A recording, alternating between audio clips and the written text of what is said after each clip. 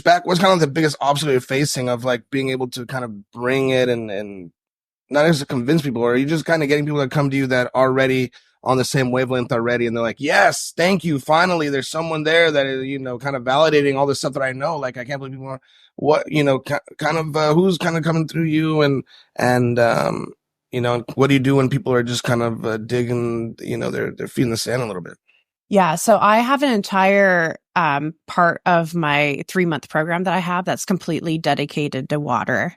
And it's all around education, right? So you take them down these journeys and these steps. And for me, it's not about convincing anybody. It's just giving them all the evidence so they can make the right decisions for themselves.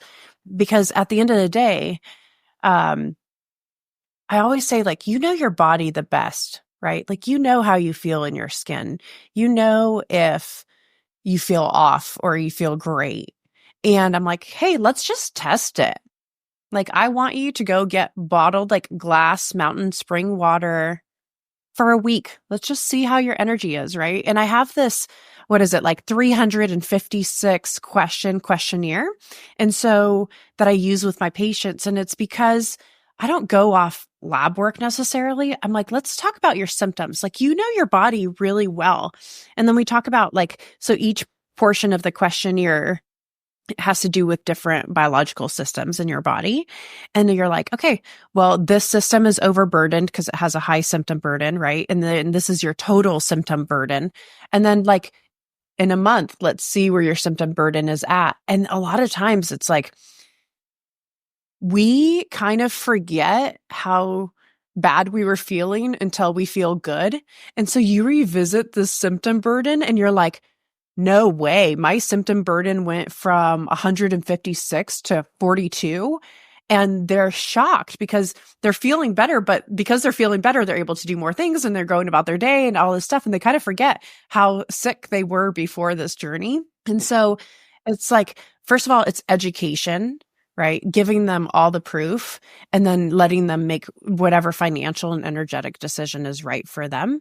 And then also having, like, options at all price points. Like, I find that, like me, I was able to spend $300 on the counter water system.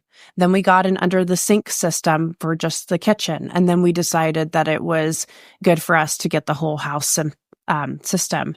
And I love the fact that, like, I always tell people, you can move with it. Like, you install this system into your house.